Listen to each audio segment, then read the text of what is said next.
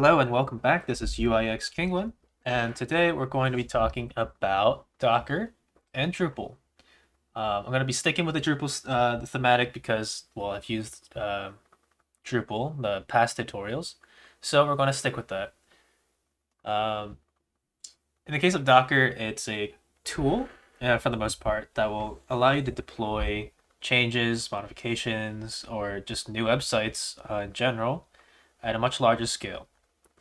This is important because you want to make the distinction of whether or not you want to just use a content management system on the front end and just deal with that by yourself, or if you're working at a much larger scale, you want to use um, containers to kind of make that load a little bit easier and make the installations much lighter, primarily because, well, with Docker and container type system, you won't really have to worry about the installations being so heavy because in a monolithic structure or architecture rather, um, it can get quite heavy, especially with things like Drupal.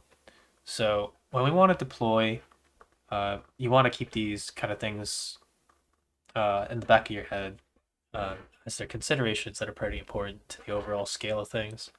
But that's kind of outside of the realm of what we're going to be talking about today. So let's just get down into the details of how to deploy a Drupal website, just a very basic one. So today we're going to be using a tool called labs.playwithdocker.com. All you need is a Docker account, and you can sign up and go ahead and use the sandbox tool. So let's spin up this new instance, and we're going to start by using not this command, that is the website.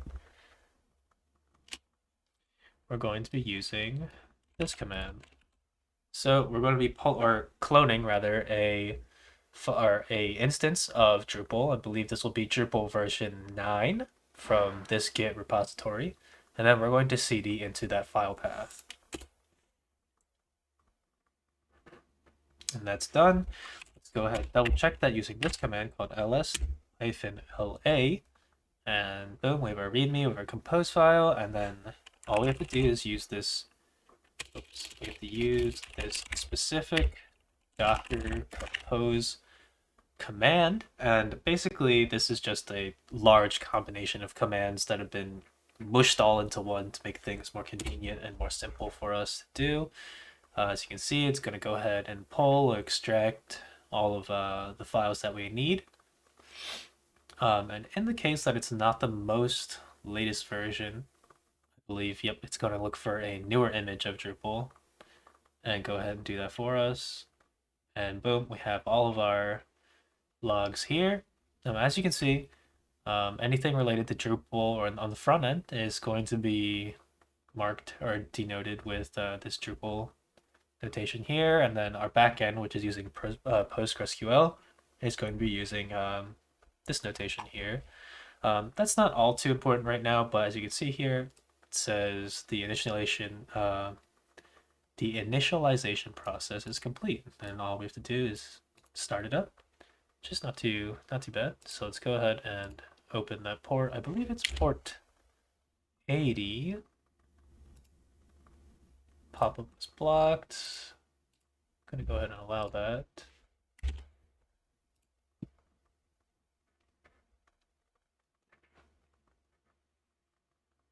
Yep, there we go. There is our initial installation setup menu. Let's go ahead with a standard installation. Oops. Let's go to PostgreSQL, and then we're just going to use Postgres for everything.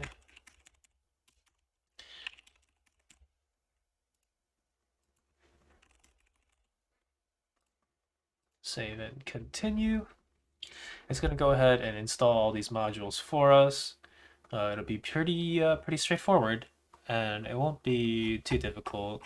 But as you can see, this process in and of itself was not that difficult. It was actually pretty quick compared to what the normal installation deployment would be on a content management system or from a backend hosting website. As you can see here, we'll just put in whatever.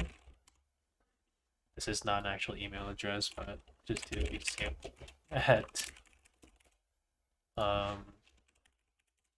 Sure.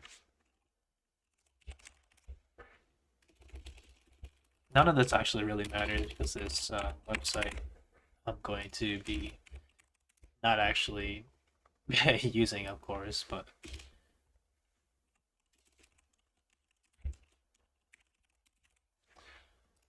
default country.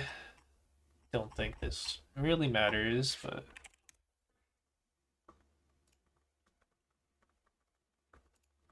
don't really need these updates. Go ahead and save and continue, and boom, there you have it.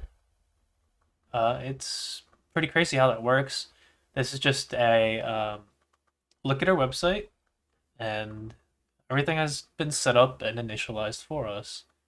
Something to note is that you can actually see all of the changes and things that we've done here.